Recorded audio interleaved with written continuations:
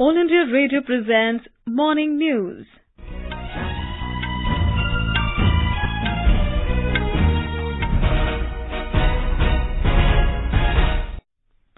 Good morning. I am Saira Mujtaba.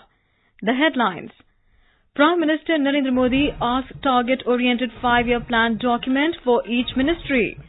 Government orders compulsory retirement of 12 senior income tax officers over charges of corruption and professional misconduct. In Jammu and Kashmir, 2 terrorists killed in an encounter in Shopian district this morning. Severe heat wave grips north and central regions of the country. Many cities breach maximum temperature records in Uttar Pradesh and Rajasthan. Gunmen kill at least 100 people in ethnic violence in Mali.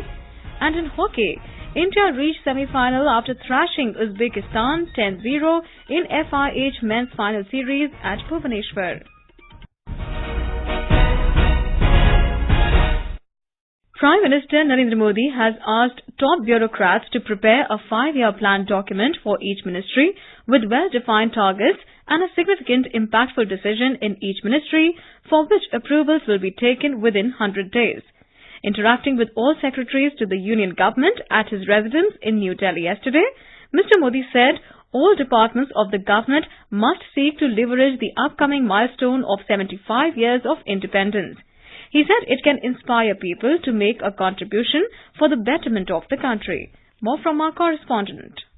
During the interaction, the Prime Minister said the recent general elections mandate reflects the will and aspirations of the people to change the status quo and seek a better life for themselves. He said the huge expectations of the people should not be viewed as a challenge but also an opportunity. Mr. Modi said every central department and each district have a role in making India a $5 trillion economy. India's progress in ease of doing business should reflect in greater facilitation for small businesses and entrepreneurs. Prime Minister said that each ministry of the government should focus on ease of living. Mr. Modi also urged secretaries to use technology to improve outcomes and efficiency in each department. With Dipendra Kumar, Aarti Rana, AIR News.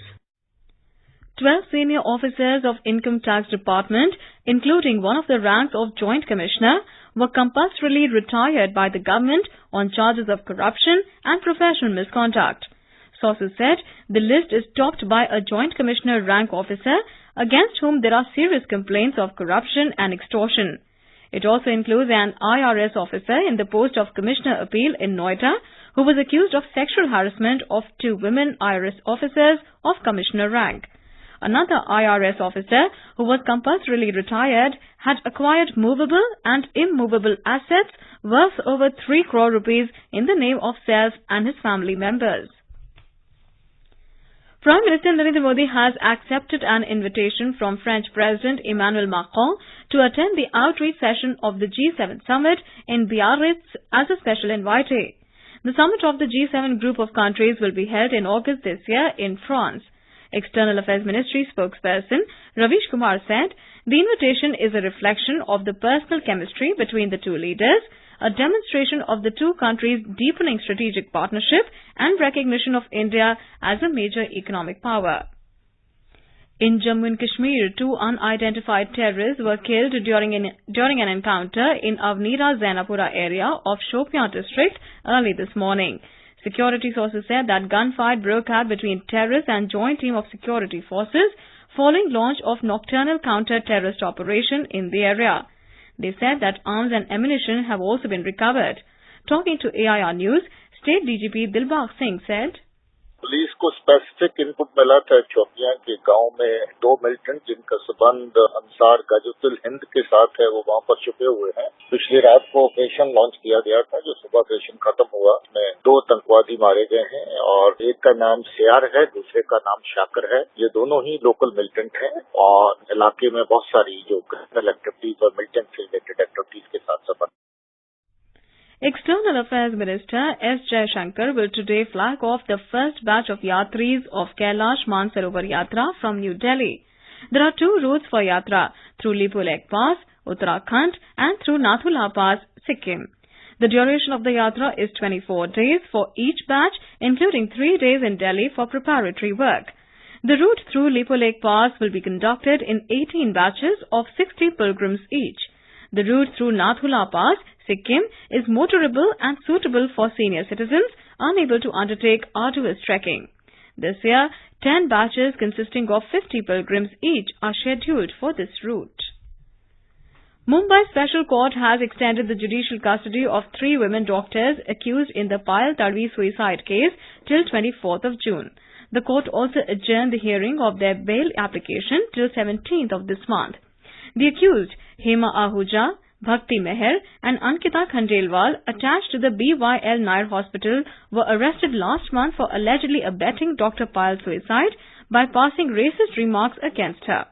They have been booked under relevant section of IPC and under Maharashtra Prohibition of Ragging Act and the Scheduled Castes and Scheduled Tribes Prevention of Atrocities Act. This is All India Radio giving you the news. For quick news updates, follow us on Twitter at AIR News Alerts.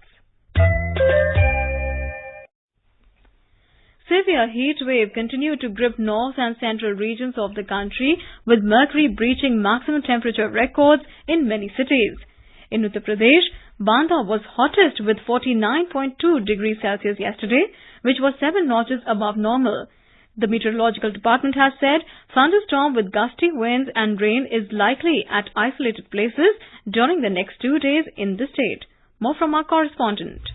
Banda breaking records of several years by hottest in the state with 49.2 degrees Celsius, which is 7 notches above the normal. Allahabad sizzled at 48.9 degree, which is 9 degree above the normal, and Jhansi heated at 48.1 degree yesterday. People are forced to lodge in the houses as the day progresses. Animals and birds are also badly hit as water tables have sharply fallen and water bodies dried up at many places. District administrations have issued advisories to cope up with the heat. MS Yadav, AIR News, Lucknow. In Bihar, 8 people have been killed and 11 injured in thunderstorm and lightning in different parts of the state. Maximum 3 casualties have been reported from Gopalganj, followed by 2 in Shiohar district. 3 remaining reported from Sitamarhi, East and West Champaran. According to Met Department, thunderstorm is likely to hit northern parts of the state in the next 24 hours. In Rajasthan, most places witnessed around 45 degrees Celsius. At Churu, the temperature was recorded 50.3 degrees Celsius yesterday. Our correspondent reports that medical department has issued advisory for not going outside except in emergency situations. In Madhya Pradesh, heat wave has intensified in several parts of the state. Sweltering weather conditions prevail in many cities, including capital Bhopal. Our correspondent reports that Nagaon was the hottest place at 49 degrees Celsius yesterday. A report. Mercury in Madhya Pradesh is just 1 degree away from making half a century, breaking records of several years. State's Nagaon was the hottest place at 49 degrees Celsius yesterday. Other cities are also making new records. In Gwalior and Khajuraho, people facing scorching heat and heat wave throughout the day at 48 degrees Celsius. The temperature remained above 45 degrees in many places, including capital city Bhopal. The Met officials has issued red warning in many cities and said that the similar conditions will continue for some more days. Sanjeev Sharma, AIR News, Bhopal. In Maharashtra also, heat wave continues in several parts of Vidarbha region. More from our Nagpur correspondent.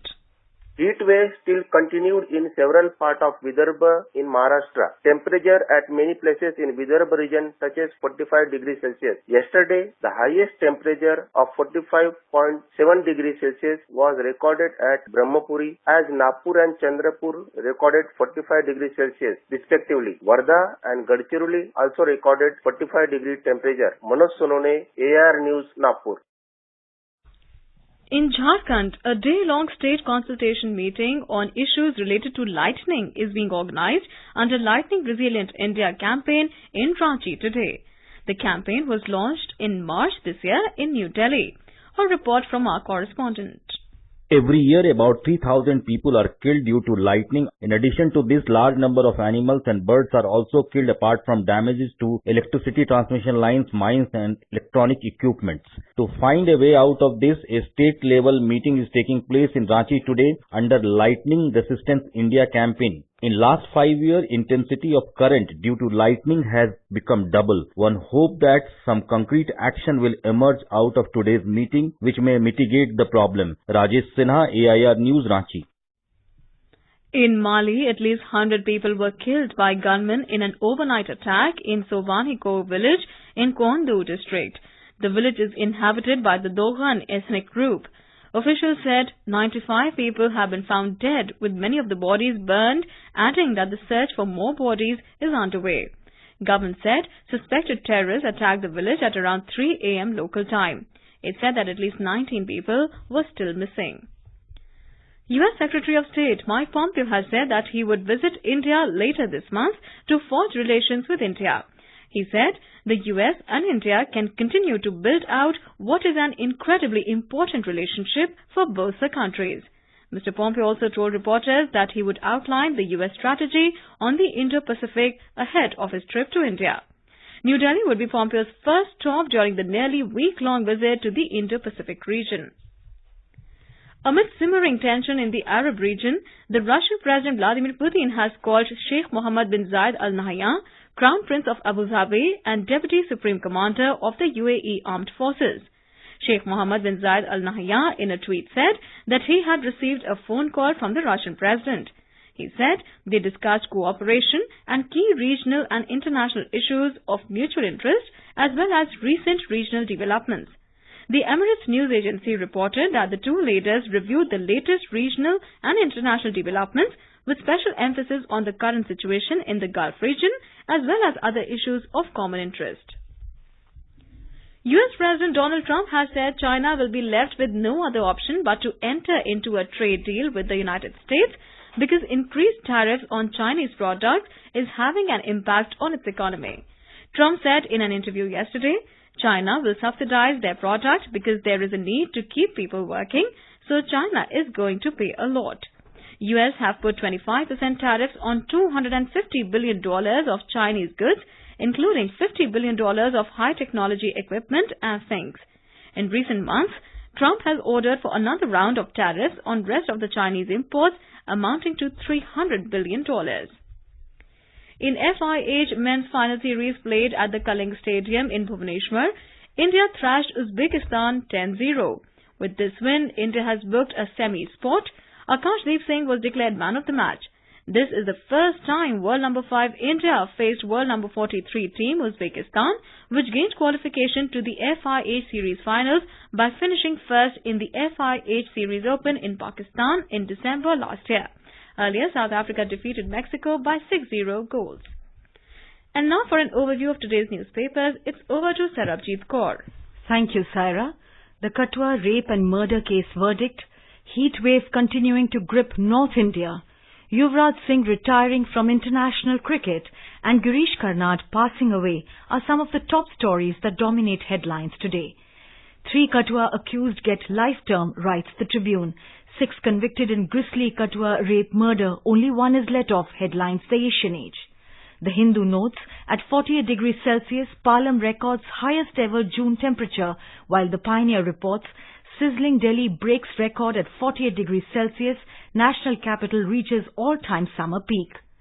Girish Karnad passes away at 81, headlines the Hindu, playwright who engaged with history to articulate India's modernity, reports the Indian Express. And finally, as students queue up for admissions to Delhi University, the Hindu informs 2.85 lakh apply to DU as Friday deadline nears. BA Honours English, most popular, receives 92,346 applications. And with that, it's back to you, Sarah. Thank you, Sarabjit. And now before we end the bulletin, the headlines once again. Prime Minister Modi asked target-oriented 5-year plan document for each ministry. Government orders compulsory retirement of 12 senior income tax officers over charges of corruption and professional misconduct. In Jammu and Kashmir, 2 terrorists killed in an encounter in Shopian district this morning. Severe heat wave grips north and central regions of the country. Many cities breach maximum temperature records in Uttar Pradesh and Rajasthan. Gunmen kill at least 100 people in ethnic violence in Mali. And in hockey, India reached semi-final after thrashing Uzbekistan 10-0 in FIH Men's final series at Bhubaneswar. And with that, we end the morning news. Have a great day.